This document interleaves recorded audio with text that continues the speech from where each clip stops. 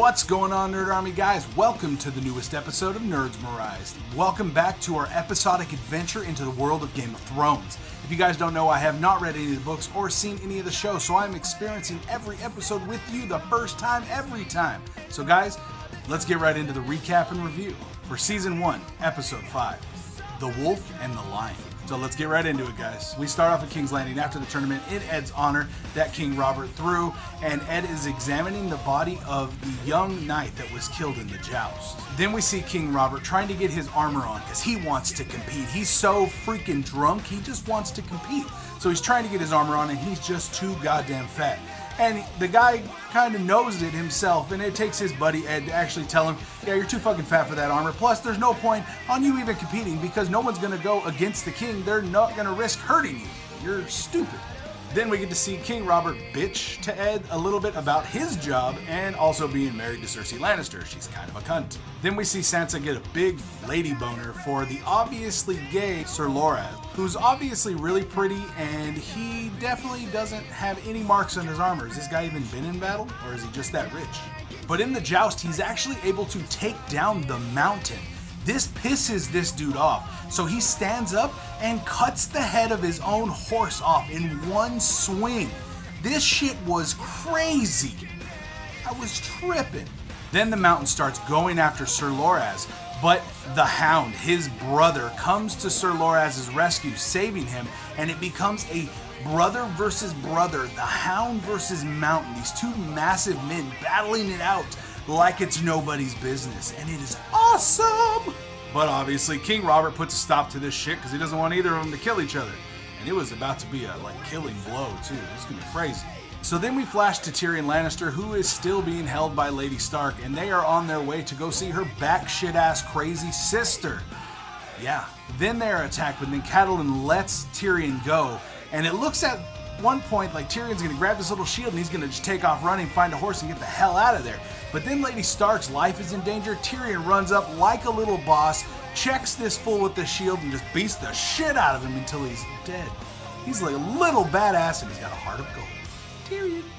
Then we go back to Bran, improving his mind, working on what he can, but missing archery and just daydreaming about it when he's supposed to be learning. He misses his mom as well, and he is reassured that his mom loves him and misses him as well, and that if this saddle is completed and it works the way Lord Tyrion said it would, then he will be able to be an archer on horseback. So he'll be able to ride his horse and still shoot a bow. That is awesome, and he is pumped. Then we go to Theon and Ros, who are getting it on pretty rough and tough. And then he talks to her, how could you even be with someone like Tyrion, an imp? And she's like, well, you'd be surprised, that imp is pretty equipped. And damn, he's like a little tripod. Aya continues to train, and she is doing what she is told. She is gonna catch a cat, because if she can move quick and nimble like a cat, she can catch one. That's how she needs to be a good fighter. Our favorite eunuch comes on in and warns Ned that if he keeps digging and digging like Jon Arryn did, he's going to end up just like Jon Arryn. He's going to die. So he kind of gives him a vague warning to kind of back off. Then we see Aya actually follow a cat down into the dungeons, and this is where she overhears our favorite eunuch and traveler from over the seas, who we saw in another episode, talking about how the wolf and the lion will be at each other's throats soon enough. Then we see Varys and Littlefinger start to compare their reach and how many people they have under them, and playing like whose dick is bigger kind of game.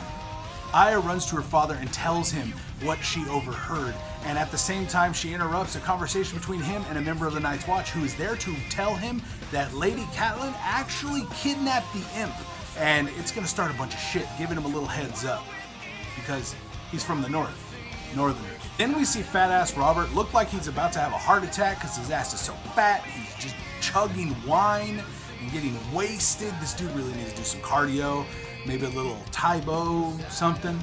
King Robert brings up a plan to kill Daenerys Targaryen, and Ned's completely against it. He's like, why should we waste our time with this little girl? She's not going to be any kind of threat. Leave her alone. Why do you want to kill this girl?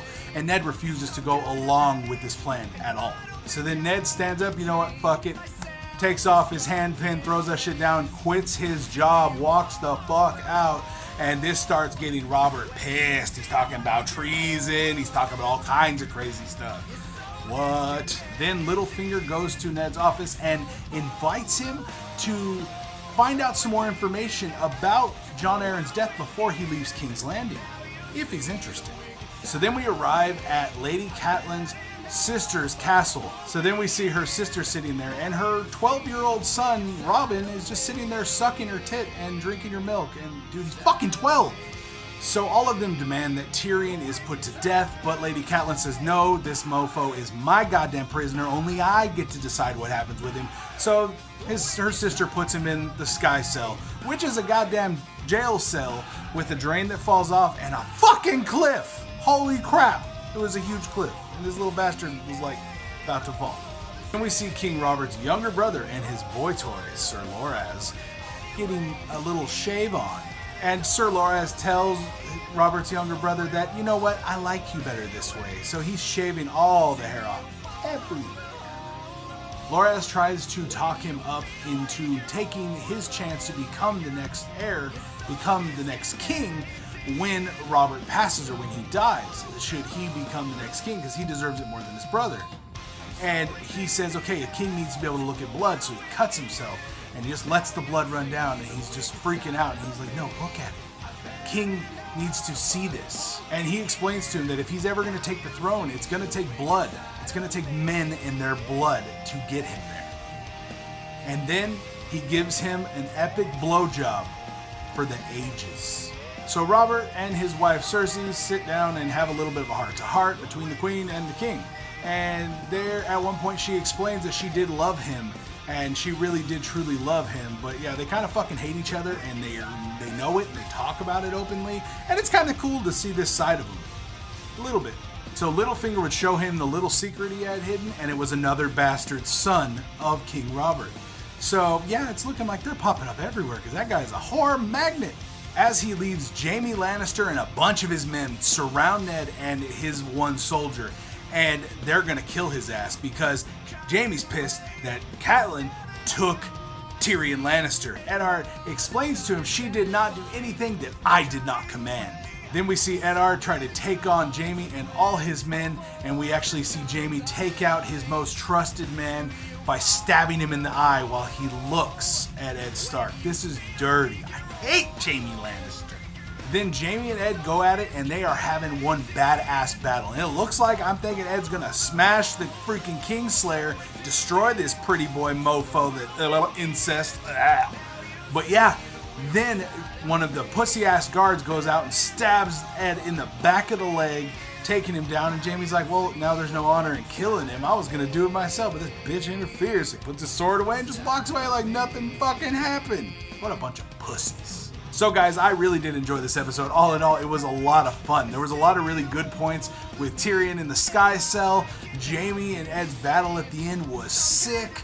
And then Littlefinger showing that there's more bastards. Oh my God, how many baby boys are there? And Joffrey obviously ain't Robert, so it works. All right, guys, let me know what you guys thought about this episode down in the comments down below. Let me know what you guys' thoughts on this episode and my recap and review down in the comments below. Make sure you guys subscribe to the channel so you can keep up with all the videos we put out every week, guys. I'm Andrew, and I will see you next time on another episodic adventure into Game of Thrones. All right, guys, peace out.